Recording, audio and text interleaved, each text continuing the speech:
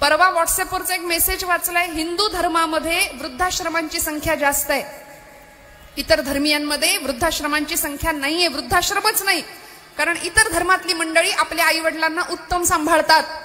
आज आम्ही संत परंपरेचे पाईक आहोत, पण तरी सुद्धा आमच्याच कार्ट्यांना, आमच्याच पोरांना आपल्या आई वडिलांना वृद्धाश्रमाची वाट का दाखवावी लागते? किती दैव दुर्विलास आहे. या भारत देशामध्ये आम्ही जन्माला आलो की जिथे या मातीतनं एकेकाळी घराघरातनं सोन्याचा धूर निघायचा. श्रोते हो, इतकी श्रीमंती, अध्यात्म ज्ञानाची भौतिक श्रीमंती. आमच्या गोपाळकृष्णांची तर सोन्याची द्वारका होती, तर पश्चिम सागरामध्ये भगवंतांनी स्थापन केलेली.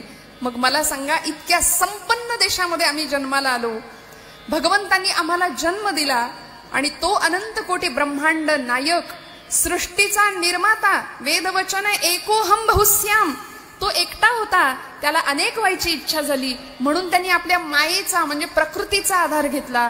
पुरुषांनी प्रकृतीचा आधार घेतला आणि सृष्टीची निर्मिती केली. ही सबंध सृष्टी भगवंताची माया म्हणून कार्यरत आहे. आणि मायाधीनम जगत सर्वम, सगळं जग मायेच्या अधीन आहे बरं का. आणि अशा या जगामध्ये भगवंत तुमच्या माझ्याकडून सगळं करून घेतोय. ती चित कला, ती चित शक्ती तुमच्या माझ्या आतमध्ये आहे, म्हणून तर सर्व देह चालविते, हालविते, बोलविते. आपण तिची प्रार्थना करतो ना, या देवी सर्वभूतेषु शक्तिरूपेण संस्थिता, नमस्तस्यै नमस्तस्यै नमस्तस्यै नमो नमः. त्या भगवतीची आम्ही प्रार्थना करतोय. ती शक्ती रूपानी, चेतना रूपानी तुमच्या माझ्यामध्ये आहे. ती निघून गेली तर लोक म्हणतात उचला आता, काही उपयोग नाही, गर्दी जमते घरापुढे आमच्या. का? आतमध्ये असलेलं आत्मतत्व जोपर्यंत जागा आहे, जोपर्यंत पेटताय, प्रज्वलित आहे, तोपर्यंत आम्ही हलू शकतो, बोलू शकतो, सगळी कर्म करू शकतो. मग त्या भगवंतांची माऊली माझी म्हणते, या हृदयामध्ये मी रामू, असता सर्व सुखांचा आरामो, परिभ्रांतासी कामो विषयावरी. या हृदयामध्ये मी रामू, हृदयात असलेला भगवंत ओळखायचंय ना, मग विषय चित्त होऊन उपयोग नाही. मला आज आनंद होतोय आपल्या समोर या पुरुषोत्तम मासामध्ये सेवा करताना त्या पुरुषोत्तम भगवंताच्या गुणांचा मी परिचय आपल्याला करून देते, जी ओवी ज्ञानोबांनी ज्ञानेश्वरीत लिहिली. आणि त्या भगवंताला आपण षड्गुणैश्वर्य संपूर्ण असं म्हटलंय. ती ओवी आपल्या सगळ्यांना आधी सांगते आणि मग या भगवंतांना खऱ्या अर्थी कुणी जाणलं, कुणी ओळखलं. भारतवर्षामध्ये सबंध भारत ज्या दोन महापुरुषांनी, ज्या दोन दैवतांनी व्यापलाय श्रोते हो, ती दोन दैवत आपल्याला माहिती आहेत. पहिलं दैवत आहे राजाधिराज प्रभू रामचंद्र महाराज. की आज अयोध्येमध्ये नुसतं राम मंदिर नाही, राष्ट्र मंदिर उभारण्याचं काम चालू आहे. आणि आम्ही सगळे त्या घटनेचे साक्षीदार आहोत, त्या राष्ट्र मंदिर उभारणीचे. आम्ही भाग्यवान आहोत. अनेकांनी येऊन इथे स्वाऱ्या केल्या, मंदिरं पाडली, जाळली, लुटालूट केली, सगळं केलं, तरी हिंदू धर्म संस्कृती अशी पुन्हा उभी राहिली. मला एकाने परवा विचारलं, मोहनजोदडो, हडप्पा या सगळ्या संस्कृत्या उत्खनन करून लोकांनी शोधून काढल्या, सापडल्या. म्हणले तुमची हिंदू संस्कृती कुठं सापडत नाही? मी म्हटलं, हिंदू संस्कृती कुठं शोधायची गरज नाही, उत्खनन करून शोधायची तर मुळीच गरज नाही.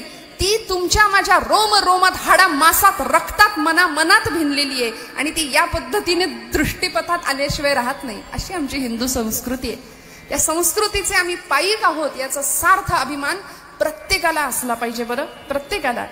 आज जो तो उठतो, येतो, आमच्या धर्माविषयी वाटेल ते बोलतो, वल्गना करतो, गप्पा मारतो, निंदेची चिखलफेक करतो.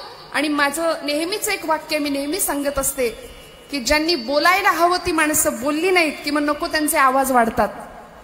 समाजामध्ये दुर्जन सक्रिय होतात, याचं कारण आहे सज्जन निष्क्रिय होतात. माझं वाक्य थोडं लक्ष देऊन ऐका.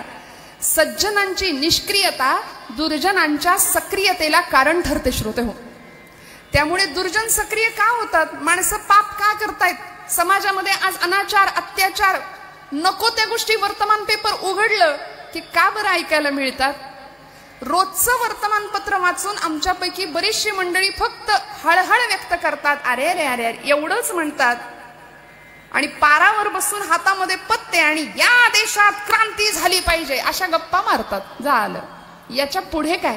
मला असं वाटतं, जगाचा तो भार आपुल्या शिरावर ऐसे थोडे तर वाटू द्या हो, या भावनेनी परम आदरणीय दिलीप शिंदे काकांसारखं कार्य करणारी माणसं इथे समाजामध्ये निर्माण व्हावीत आणि त्यांनी मोठ्या आनंदाने की मी या समाजाचं काहीतरी देणं लागतो या भावनेनी असं अशा पद्धतीने कार्य, अर्थात त्यांना प्रेरणा देणारे त्यांचे महाराज आहेत गगनगिरी महाराज, ती कृपा, ती प्रेरणा, तो आशीर्वाद मिळाल्याशिवाय हे काही घडत नाही.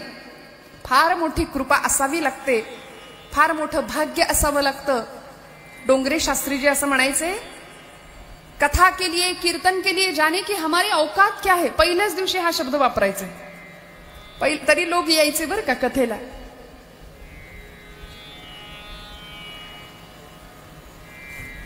हाँ, कथा के लिए जाने की हमारी औकात क्या है. कथा के लिए तो वो जाते हैं जिनको बाकी बिहारी बुलाते हैं. भगवंत आम्हाला बोलावतो म्हणून आम्ही इथं येतो बरं का. वारीला सुद्धा जाऊ जाऊ जाऊ म्हणून जाणं होतं का? यंदा नाही, पुढच्या वर्षी जाऊ, राहू दे पुढच्या वर्षी जाऊ, असं करता करता राहूनच जातो. पण आम्ही इकडे आमची पावलं वळण्याला कारण भगवंतांची आमच्यावर असलेली कृपा आहे. म्हणून म्हटलं, धन्य आम्ही जन्म आलो दास विठोबाच, जन्म आल्याचे सार्थक विठ्ठलची एक देखील या. आणि आज ज्या भगवंताच्या कृपेने, मी म्हटलं भारतवर्ष अखंड 2 विभूतिमत्वांनी, 2 अवतारांनी व्यापलेला आहे. एक म्हणजे प्रभू रामचंद्र आणि दुसरं म्हणजे भगवान द्वारकाधीश गोपालकृष्ण. आसी तू हिमाचल, सगळा भारत या 2 महापुरुषांनी, या 2 अवतारांनी व्यापलेला आहे.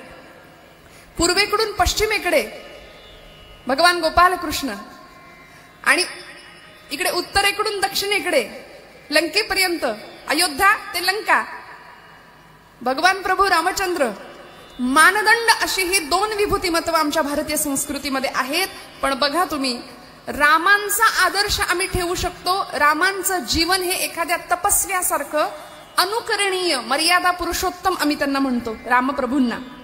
आणि हे पूर्णावतार पुरुषोत्तम भगवान गोपालकृष्ण, इथे बघितलं तर अमर्याद जीवन आहे सगळं. रामांनी आपली ओळख सांगितली प्रभू रामचंद्रांनी, काय?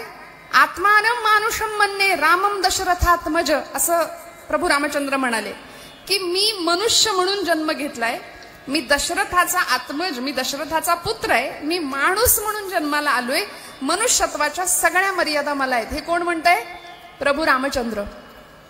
आणि इकडं विचार आमच्या गोपालकृष्णांना. गोपालकृष्ण म्हणले, सर्व धर्मान परित्यज्य मामेकम शरणम व्रज. सगळं त्याग करा म्हणाले, इथे या, माझ्या पायाशी या, मी देव आहे, मी भगवान आहे, हे त्यांनी वेळोवेळी ठासून सांगितलंय आपल्या प्रत्येक अवतारात. म्हणून याच भगवंतांना ओळखणारं आजपर्यंत जगाच्या पाठीवर कुणी नाहीये. बरं, आपल्यापैकी कुणी असं सांगू शकतं का, मला गोपाळ कृष्ण कळाला, मला कृष्ण कळाला, असं कुणीही म्हणू शकत नाही. मला कृष्ण कळाला असा दावा आम्ही करू शकत नाही. असं सांगणारी एकमेव व्यक्ती आहे ती म्हणजे हिंदवी स्वराज्य संस्थापक छत्रपती श्री शिवाजी महाराज. त्यांना महाराज का म्हणायचं? छत्रपतींना कृष्ण परमात्मा कळाले, कृष्ण नीती कळाली. मी सांगत होते माऊलींची एक ओवी बरं का, सगळ्यांच्या परिचयाचे प्रसिद्ध आहे. षडगुणैश्वर्य कुणाला म्हणायचं? षडगुणैश्वर्य भगवंत कुणाला म्हणायचं? ऐका ज्ञान वैराग्य ऐश्वर्य यशश्री औदार्य हे साही गुणवर्य वसती जेथ. 6 गुणांचा जो स्वामी आहे त्याला भगवान म्हटले. भगवान कुणाला म्हणायचं? भग म्हणजे गुण आणि वान म्हणजे व्यापणं. गुणांनी जो व्याप्त आहे त्याला भगवान म्हणायचं. आणि गुणांनी व्याप्त असलेला एकमेव गुणाधीश षडगुणैश्वरी असा जर कुणी असेल तर तो परमात्मा गोपाळकृष्ण आहे. त्याच्या नावाचा हा मास आहे, पुरुषोत्तम मास आहे, पूर्णावतार आहे भगवंत. मल्टी डायमेन्शनल असं जर मराठीत बोलले मी तर लवकर कळेल आपल्याला. मल्टी डायमेन्शनल चरित्र आहे गोपाळकृष्णांचं, अगदी त्यांच्या सुदर्शन चक्रासारखं. किती बघा, कितीही आपण अभ्यास केला तरी ते चरित्र आपल्याला लवकर कळत नाही असे भगवंत आहेत. आणि रामांचं चरित्र अगदी त्यांच्या बाणासारखं आहे, एक बाणी एक वचनी पररमणी जननी मानी. म्हणून उत्तम खोटं कसं बोलायचं हे ज्यांच्या पायाशी बसून शिकावं असे आमचे गोपाळकृष्ण आहेत. उत्तम चोरी कशी करायची हे ज्ञान भगवंताला आहे. आणि इतक्या खोड्या केल्या, गोकुळामध्ये असू देत, मथुरेमध्ये असू देत, पुढे द्वारकेमध्ये असू दे, आणि पुढे योगेश्वर श्रीकृष्ण, जगद्गुरु श्रीकृष्ण म्हणून ज्यावेळी भगवद्गीता सांगितली कुरुक्षेत्रावर अर्जुनाला, अर्जुनाच्या निमित्ताने तुम्हाला मला सगळं सांगितलं. सिदंती मम गात्राणी मुखंच परिशिष्यती म्हणणारा अर्जुन, की मला माझेच आप्तेष्ट नातेवाईक समोर दिसतायत, माझे हातपाय लटलटतायत, देवा मी करू काय, मला नाही लढतायत, शस्त्र गळून पडली. अशा वेळी भगवंत त्याला सांगतात, अर्जुना उठ, हतो वा प्राप्स्यसि स्वर्गम जित्वा वा भोक्षसे महिम. रणांगणावर धारातीर्थी पतन पावलास तर स्वर्गात पोचशील, आणि जिंकला तर तुझं राज्य आहे, धर्माचं राज्य आहे, लक्षात ठेवा अर्जुना. या पद्धतीने भगवंतांनी अर्जुनाला सांगावं. अर्जुनाच्या निमित्ताने तुम्हाला मला भगवंत उपदेश करतायत, उठा, जागे व्हा. उपनिषदकार म्हणाले, उत्तिष्ठत जागृत प्राप्य वरान्न बोधित. उठा, जागे व्हा आणि थांबूच नका म्हणले, ध्येय प्राप्त होईपर्यंत थांबू नका. मग नक्कीच जागं राहून करायचंय काय? 77वा स्वातंत्र्य दिन आमचा आहे परवा, बरोबर ना? 15 ऑगस्ट आहे ना परवा, 15 जानेवारी आणि 26 ऑगस्ट नाही का? जागेत ना सगळे? हा, 15 ऑगस्ट आणि 26 जानेवारी 2 दिवस फार ओतू जातं आमचं देशप्रेम. 14 फेब्रुवारीला तर आमच्याकडे प्रेमाचा महापूरच येतो. काय ते व्हॅलेंटाईन डे, किती दिवस आम्ही खरकट खाणार हो लोकांचं? नको त्या गोष्टी. प्रेम करायला दिवस लागतो का? प्रेम मातीवर करावं, प्रेम आईवर करावं, प्रेम सत्पुरुषांवर करावं, प्रेम आपल्या गुरुजनांवर करावं, प्रेम देवावर करावं, जे आमच्या जनाबाईंनी केलं, जे कान्होपात्रींनी केलं, जे मीराबाईंनी केलं, जे राधेंनी केलं. आमच्याकडे आम्ही प्रेमाला अत्यंत हिडीस किळसवाणं रूप देऊन टाकलं, आणि परिणामी प्रेमाचा खरा अर्थच आम्हाला कळेना. म्हणून गोपाळकृष्णांच्या चरित्राचा या महिन्यात अभ्यास करायचा, पुरुषोत्तम मासामध्ये. भगवान गोपाल कृष्ण उत्तम पती, उत्तम सखा, उत्तम वल्लभ ज्याला म्हणावं, उत्तम पुत्र, उत्तम नातू, उत्तम भाचा, उत्तम आजोबा, सगळी उत्तम भाऊ. द्रौपदीचा भाऊ होता की नाही तो? सगळी नाती निभावली. सगळी नाती या एका महापुरुषांनी अत्यंत सुंदरतेने निभावली. म्हणून त्याचं षड्गुणैश्वर्य आमच्या ज्ञानोबा माऊली सांगतात, ऐका, ज्ञान, वैराग्य, ऐश्वर्य, यशश्री, औदार्य, हे साही गुणवर्य वसती जेथ. मग असा षड्गुणैश्वर्य परमात्मा कुणाला कळाला? आजपर्यंत हजारो वर्षानंतर एकच व्यक्ती अशी होती, भारताच्या महाराष्ट्राच्या मातीमध्ये शिवनेरी किल्ल्यावरती जन्म झाला होता 1630 साली फाल्गुन वद्य तृतीयेला छत्रपती शिवाजी महाराजांचा. त्यांना जेवढे कृष्ण परमात्मा कळाले तेवढे आमच्यापैकी कुणालाच नाही कळालं, असं मी ठासून धाडसाने विधान करेन. कारण छत्रपतींनी जेवढी कृष्ण नीती आचरण केली, धुरंधर राजकारणी असलेले भगवान गोपाल कृष्ण, रसज्ञ, नीतिज्ञ, मर्मज्ञ, रसिक असलेले भगवंत. बघा, तो कलाकारांना प्रिय आहे, तो उपासकांना प्रिय आहे, तो साधूंना प्रिय आहे, तो चित्रकाराला प्रिय आहे. चित्र काढायचं झालं, कृष्णाचं चित्र पटकन आम्ही आवडीने काढतो, नुसतं मोरपीस बासरी काढली तरी जमतं. गायकांना प्रिय आहे तो, त्याच्या हातात बासरी आहे, तो कलेचा उपासक आहे. सगळ्यांना प्रिय असलेला. आणि अजून पुढे सांगू का, निंदकांना सुद्धा तोच प्रिय आहे. जे निंदा करतात की नाही आमच्या देवावर, त्याला पहिला कृष्णच दिसतो. कृष्णाने एवढ्या केल्या, 16,108 स्त्रिया कृष्णाने केल्या, तरी सुद्धा म्हणले बसला की समाधी लागायची त्याची. आमची एक काहीतरी आमची समाधी व्हायची वेळ येते. कृष्ण समाधी लावून बसत होते, एवढ्या स्त्रिया होत्या. अहो, एवढ्या स्त्रिया होत्या मान्य, पण त्या सगळ्या स्त्रिया नरकासुराच्या तावडीतनं सोडवून आणलेल्या होत्या, की ज्यांना समाज स्वीकारत नव्हता, समाज व्यभिचारी नजरेनं या पोरींकडे पाहत होता. अशा स्त्रियांचा पती म्हणून भगवंतांनी स्वतःला घोषित केलं, की काळजी करू नका, आजपासून मी तुमचा पती आहे. भारी या स्वरूपामध्ये या सगळ्या बायकांचा स्वीकार केला. आपल्याला जमेल का? जमेल?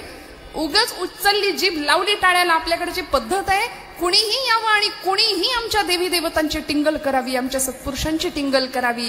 नको त्या वल्गना आमच्या धर्माबद्दल करावा, आणि त्या आम्ही शांतपणे ऐकून घ्याव्या. याचं कारण खरं सांगू का, आमच्या घरामध्ये आम्हाला धर्म शिक्षणच दिलं जात नाही. मला सांगा, आज इथे बसलेल्या लोकांना मी एक प्रश्न विचारते. आपण सगळे उपासक आहात, पायिक आहात, वारकरी संप्रदायाचे साधक आहात, नामधारक आहात, उपासक आहात, पण किती जणांच्या घरामध्ये सगळे एकत्र बसून उपासना करतात? सगळे एकत्र बसून संध्याकाळच्या वेळेला देवासमोर बसून उपासना करता. रामकृष्ण हरी रामकृष्ण हरी रामकृष्ण हरी म्हणून आम्ही जप करतो. एक माळ रोज राष्ट्राय स्वाहा इदन्न मम असं म्हणून आम्ही अर्पण करावी राष्ट्रमातेच्या चरणी, देशमातेच्या चरणी. स्वातंत्र्यवीर सावरकरांचं एक वाक्य आहे, देहाकडून देवाकडे जाताना मध्ये देश लागतो. सावरकर म्हणायचे, देहाकडून देवाकडे जाताना मध्ये देश लागतो आणि त्या देशाचं आम्ही काहीतरी देणं लागतो.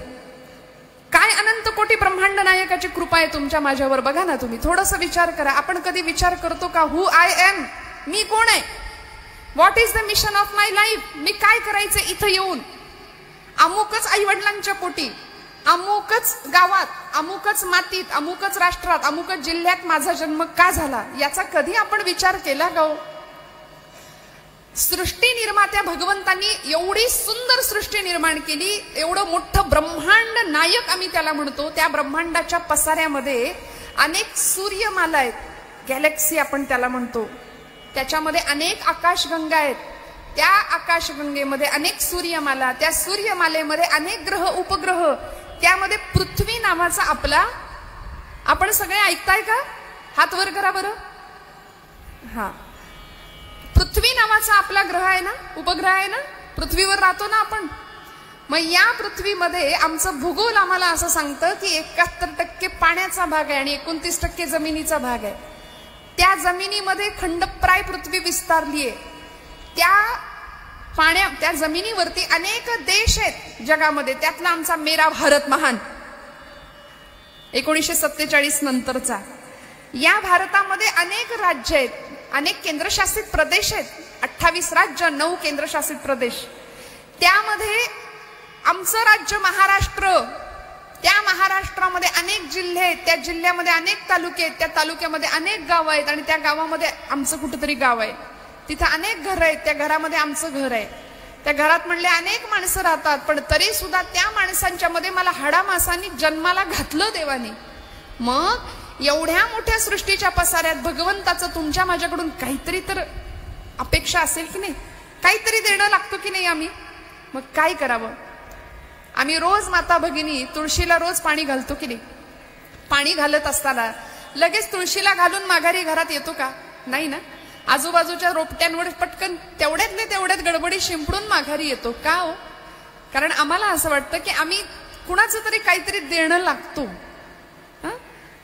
उगीच यायचं, नुसतं खायचं प्यायचं आणि वेळ आली की निघून जायचं, हे मानवी जीवनाचं इति कर्तव्यता नाही. आयुष्याच्या साधने सच्चिदानंद पदवी घेणे ही सार्थकता आहे जन्माची. परमार्थ शास्त्रातली सच्चिद आनंद स्वरूप पदवी घेण्या इतकं या देहाचं भाग्य आहे. आणि ते भाग्य मिळायचं असेल तर गोपाळ कृष्णांचं चरित्र आम्हाला समजावून घ्यावं लागेल. ते चरित्र ज्यांनी आकलन केलं त्या छत्रपती शिवप्रभूंचं चरित्र आम्हाला समजावून घ्यावं लागेल. भगवंतांचा ज्ञान हा सगळ्यात मोठा एक गुण आहे बरं का. पहिला ज्ञान, वैराग्य, ऐश्वर्य, बस मी 6 गुण सांगणारे, आपला जास्त वेळ नाही घेणार. ज्ञान हा भगवंतांचा पहिला गुण आहे. मग ज्ञान म्हणजे काय हो? फिजिक्स, केमिस्ट्री, भूगोल, गणित, इंग्लिश असलं काही आहे का? डिग्री नाही नाही नाही.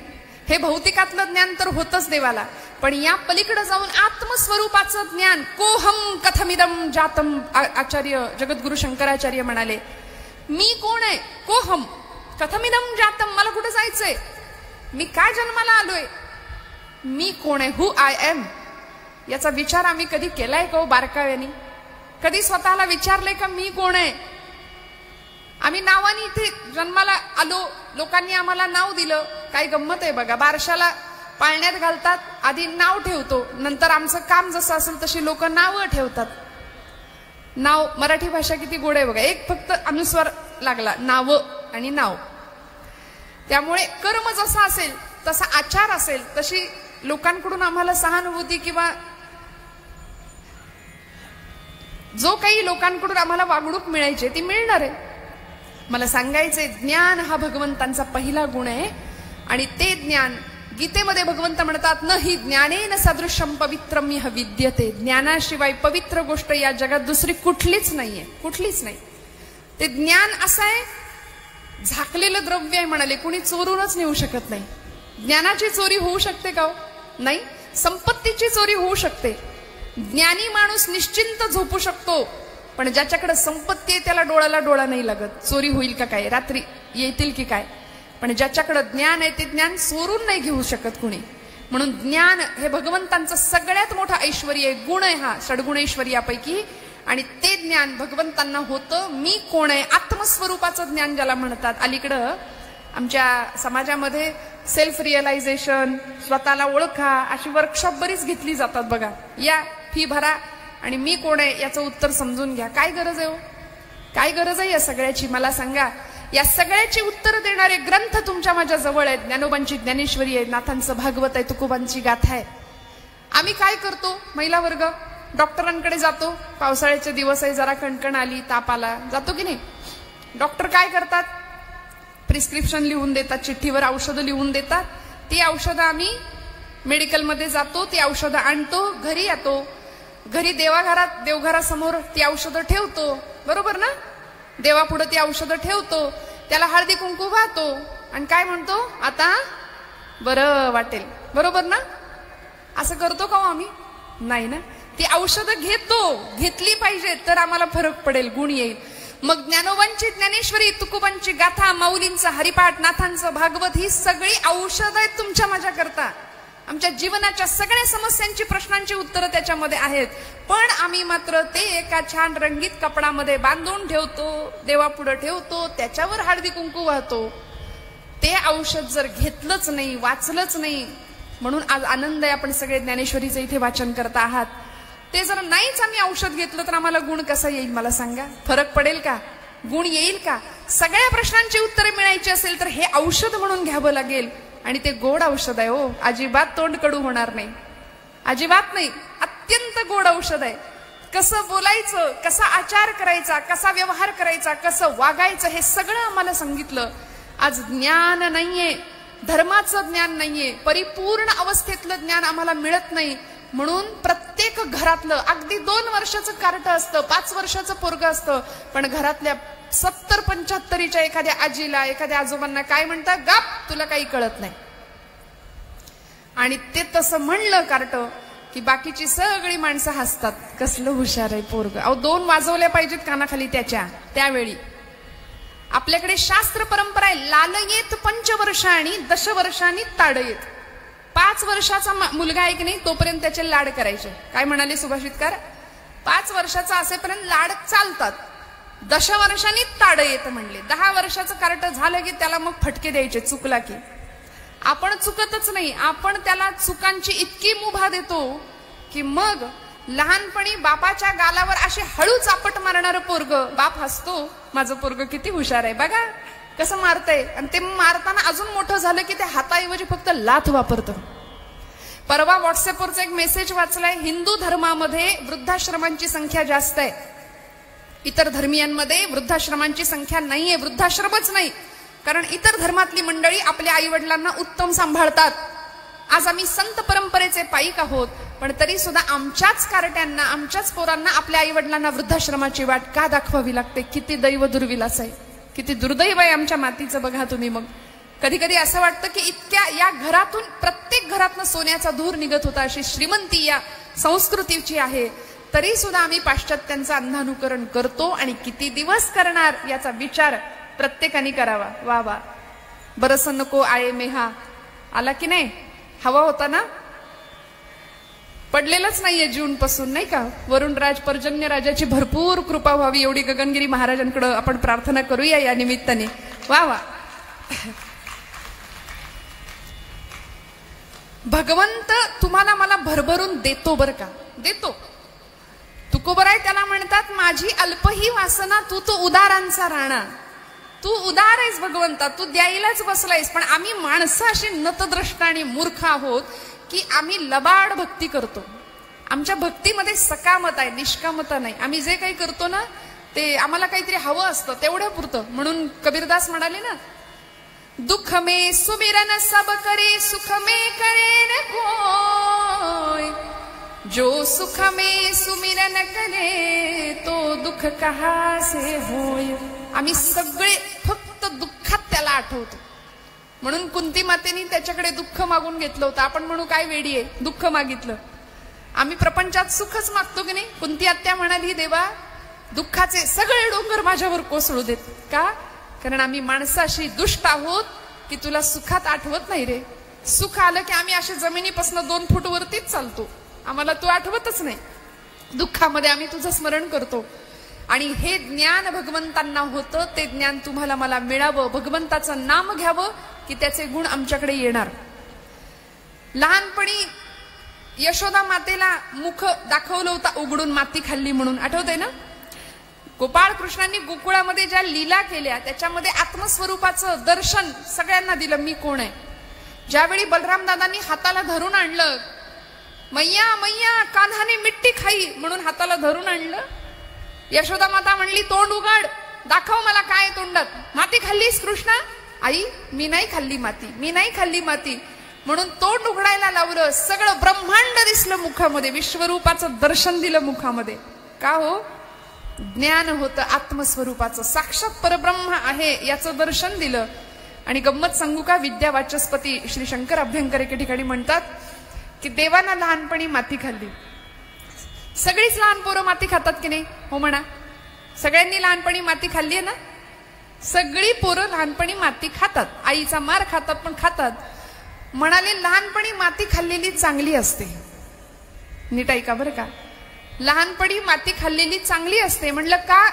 नाही म्हणे मोठेपणी खायची वेळ येत नाही. मग लहानपणी माती खाल्ली ना, मोठेपणी खायची वेळ येत नाही. नाहीतर आता माती न खाता माती खाणारी माणसं बरीच आहेत. माती बरोबर सगळं खातात. हो, युरिया खातात, सिमेंट खातात, पैसा खातात, शेण खातात, चारा पण खातात. कळणाऱ्यांना कळतं बरं, फार स्पष्ट नाही. सुज्ञास अधिक सांगणे न लगे, सगळं खातात. पण परिणाम आम्हाला ज्ञान असणं गरजेचं आहे, जे गोपाळ कृष्णांना होतं, आत्मस्वरूपाचं ज्ञान. ते ज्ञान भगवंतांनी अनेक वेळा पदोपदी दाखवलं, कुरुक्षेत्रावर दाखवलं, हस्तिनापूरच्या सभेमध्ये दाखवलं, अनेक ठिकाणी दाखवलं.